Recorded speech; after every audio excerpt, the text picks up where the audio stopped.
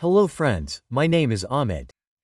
Welcome to NDT and Culture YouTube channel. So friends, today we are going to discuss about the origin of gamma rays used in radiography testing, which are used in RT. So, you must know that two types of waves are used in radiography testing. One is X-rays and the other is gamma rays. So both X-rays and gamma rays are electromagnetic radiation, meaning that you must have seen the electromagnetic spectrum. So you will find both these waves in it. So, X-rays and gamma rays can penetrate the material, and after penetrating, the other side is absorbed. After penetrating the other side, whatever film you apply, it will create an image of whatever material is there. So, if there is any indication inside, you will find it in the image, that is, in the radiograph. So, we do radiography using X-rays and gamma rays. So I have made a separate video for X-rays. So in X-rays, we use X-ray tubes to produce them. That means X-ray tubes are used to produce X-rays. You will find that video in our channel's playlist. You must watch that too. In today's video, we are going to see about the origin of gamma rays. So watch the video completely, and to watch such videos, subscribe to our channel and share this video with your friends and colleagues.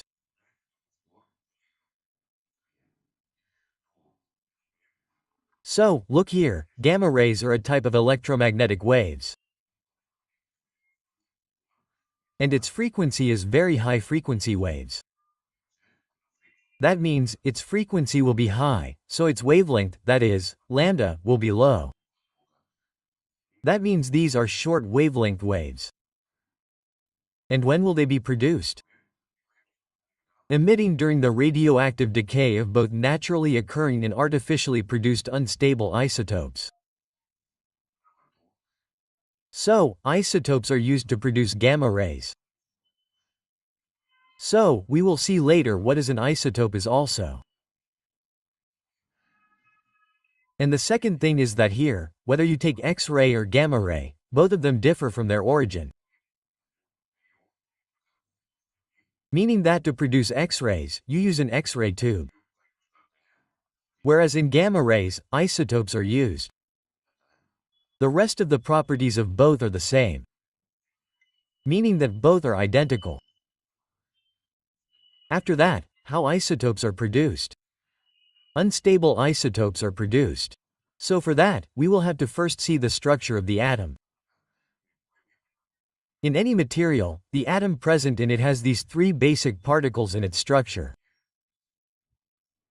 The first one is proton, the second one is neutron, and the third one is electron. So a proton has a positive charge and is a heavy particle. The size of a neutron is almost the same as a proton, and its weight is also almost the same as a proton, but it does not have a charge. Equal means that it is neutrally charged. An electron has a negative charge, and it is a light particle, and its weight is almost 1/18 40 less than that of a proton. It means that it is a light right element.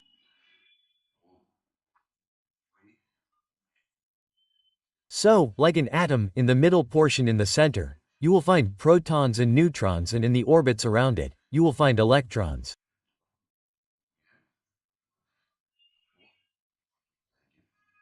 So, in this way the structure of the entire atom is formed. This proton has a positive charge and an electron has a negative charge. What is the Z number of a material? So, the number of protons in the nucleus. Equal. So the number of protons in the nucleus is called the atomic number of the material. And from that you get to know which element it is. If you add protons plus neutrons, the number you get is called mass number.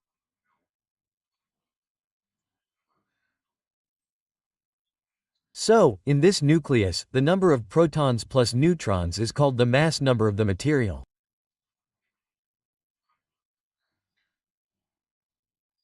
So, it can also happen that sometimes there are two materials whose atomic number is the same but the mass number can be different.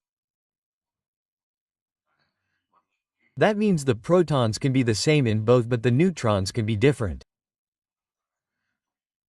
So, what does it tell us that different atoms of the same element are equal? That means the element is the same but the mass number will be different. Now, what will we call radioactive material? Common Z number but different A numbers. So, whose atomic number is the same but the mass number is different? Both of them are called isotopes of each other. And the isotope which has more neutrons will become radioactive material. We will see about it later. So, what do we call an artificial isotope? Artificial isotopes are created by bombarding an element with an excess of neutrons. So, if you bombard any stable element with neutrons, then you will get an isotope. It means that there will be more neutrons in it. This is done in a nuclear reactor where the atomic function process gives a large number of free neutrons. So, to make an artificial isotope, you need free neutrons. You need a lot of neutrons. So, for that, you have a nuclear reactor. You will get a lot of such neutrons from it. After being exposed in a nuclear reactor, the basic element absorbs some of the free neutrons. This increases the element's number. As I have told you here, if the number of neutrons of an element is more, then its mass number will increase. So, the mass number of the element will be more. When these excess neutrons do not upset the balance of the nucleus, then this new isotope is said to be stable. As long as you bombard it with neutrons, the balance of your nucleus remains okay, so at that stage the isotope is called stable. As you increase the number of neutrons, it remains stable, but after a stage it becomes unstable. So when these excess neutrons do upset the balance of the nucleus, the isotope is called unstable and will disintegrate and decay into a more stable form. So as you increase the neutrons, you bombard the neutrons with free electrons, free neutrons, then after some time your nucleus will become unstable. So unstable atoms are said to be radioactive. So you will get radiation from unstable atoms. So look, here I will give you an example. For example, I have an element called iridium-191. Its atomic number is 77. What does it mean?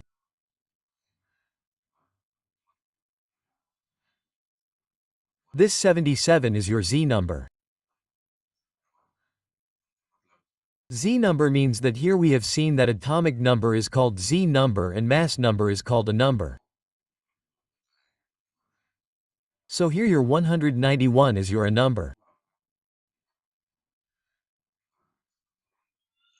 So the number of protons plus neutrons is 191 and the number of protons is 77.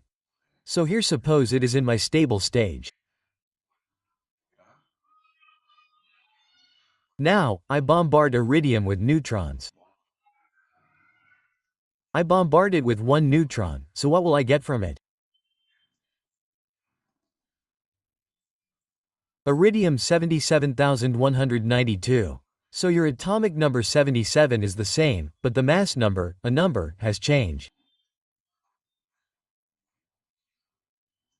So, in this you bombarded with neutrons, so what happened in this case? Your nucleus, which is of iridium, became unstable and with this heat is generated here. And apart from that, you will also generate radiation. In radiation, gamma rays, apart from that alpha and beta particles are also generated here. So, what are alpha, beta particles and gamma rays? We will see that later. But here this is the whole process. In this way, gamma rays will be produced in your radiation and you have to do radiography using it. So, after this, see here it is written that some radioactive isotopes are found in nature such as radium and uranium. So, you will get the isotopes of radium and uranium naturally. You do not need to do any separate bombarding of neutrons. After that, look here. The isotopes commonly used in radiography such as Erdenium-191 and Cobalt-60 are artificial. So, the ones we use in RT are artificial isotopes. When an unstable isotope is decaying and disintegrating, tiny particles traveling at high speeds are emitted and energy in the form of waves is given off.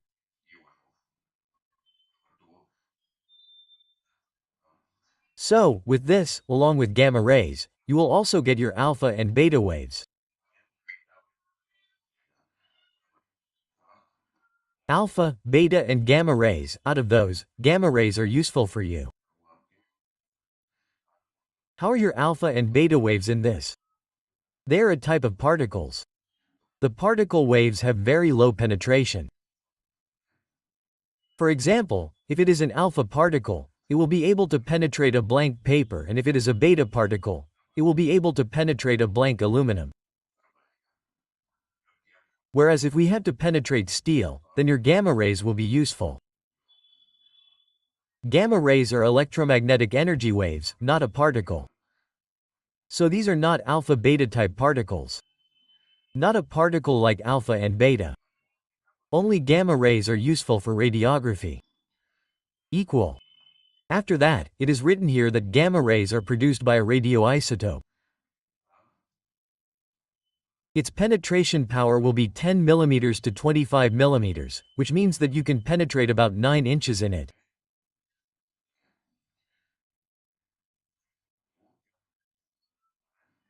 Its source is in capsule form and its surroundings are made of tungsten and its size is 3 to 4 mm length and 2 mm diameter.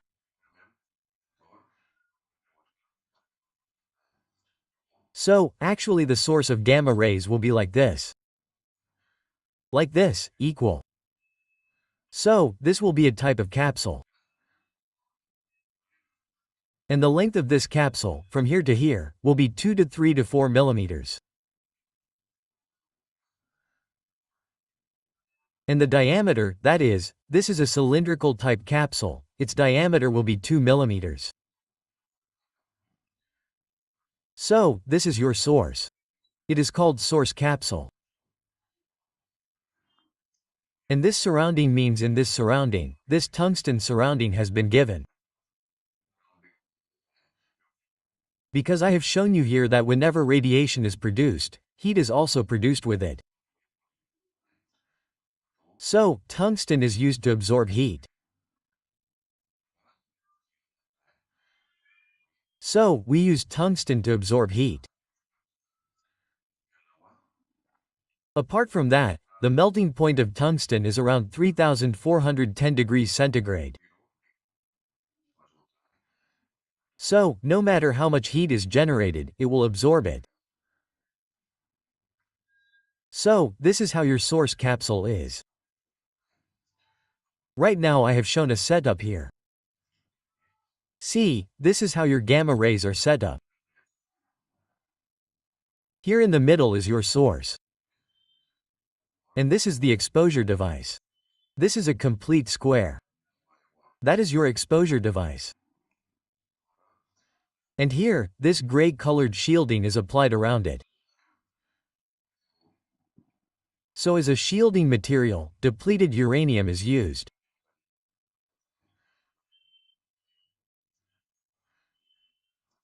This shielding is either depleted uranium or lead.